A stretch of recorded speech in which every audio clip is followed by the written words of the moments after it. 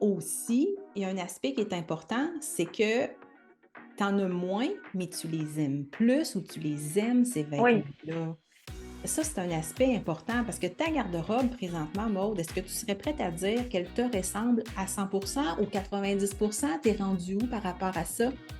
Je dirais 90 ou 95 parce qu'il y a certains éléments, on aura l'occasion d'en parler, mais que j'ai une liste d'achat. Tu l'as dit, ça se fait pas dans l'instantané. Ça va être mon troisième hiver. Il y a des éléments que j'ai pas encore trouvés. Tu sais, il y a un élément qu'on a trouvé dernièrement, tu te souviens, la fameuse blouse blanche. Ça faisait 2 ans que je la cherchais, je l'ai trouvée. Mais la satisfaction quand tu trouves. Donc, je dirais que ma garde-robe en ce moment est à 90 ou 95. Bon, disons 92, c'est un beau chiffre. Ça coupe Ah en oui. deux. 92,5. Ce serait mon. Oui, mais beaucoup plus parce que je suis passée d'une garde-robe que je te dirais qu'elle me représentait peut-être à 40 ou 50. C'est mon taux de Wow! satisfaction. Puis j'ai doublé ça facilement. Ouais. Hey, je trouve ça Mais la intéressant. perfection n'existe pas. La Non, perfection n'existe pas. Fait que je pense pas que je vais atteindre le 100%, mais je pense que je pourrais me rapprocher à 98% éventuellement. c'est vraiment intéressant ce que tu dis parce que les statistiques, les statistiques sont de 2019. Ils ont fait un sondage. Les Canadiens et Canadiennes ne portent que 20% des vêtements dans leur Oui. garde-robe. C'est tout qu'un chiffre, honnêtement. Donc, en élaguant ce qui ne te correspond pas et en achetant ou en sélectionnant ce qui est vraiment spécifique à ta personnalité vestimentaire et à ton mode de vie, le pourcentage vient de monter énormément. Puis on s'entend à 41, là, tu les mets tous. Là. Ben, tes vêtements, tes accessoires, tes Oui, vêtements, oui. on les met Oui. tous. Exactement. Oui, ils sont tous portés. Oui. Donc, tu sais, moi, ce que je trouve intéressant dans ton histoire, Maude, c'est que tu es passée d'une consommatrice.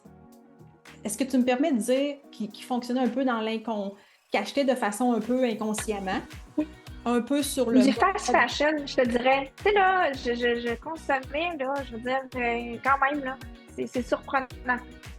Ouais. Là, avant d'entreprendre, parce que tu étais une bonne consommatrice, il y avait du roulement dans la garde-robe.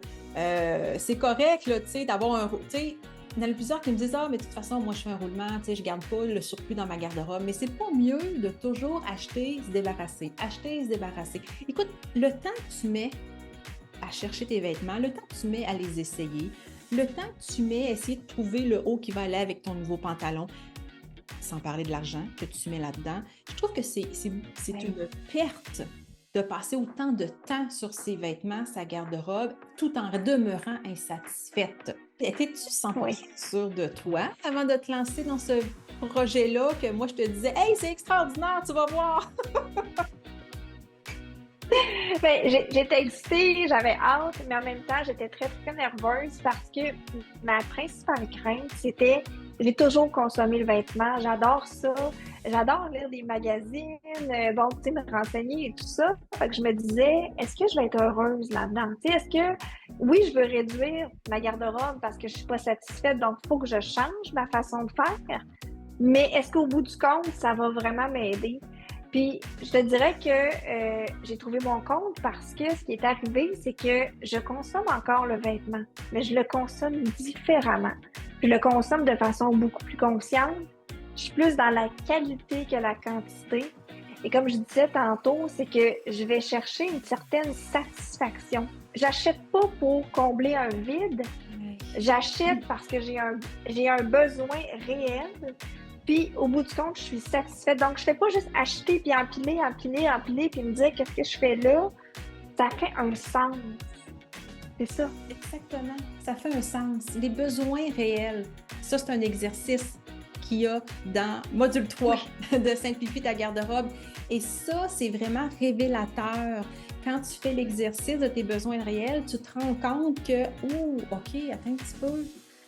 J'ai pas besoin d'autant de vêtements dans ma sphère week-end ou j'ai pas besoin d'autant de vêtements dans ma sphère sortie. Il y a un déséquilibre.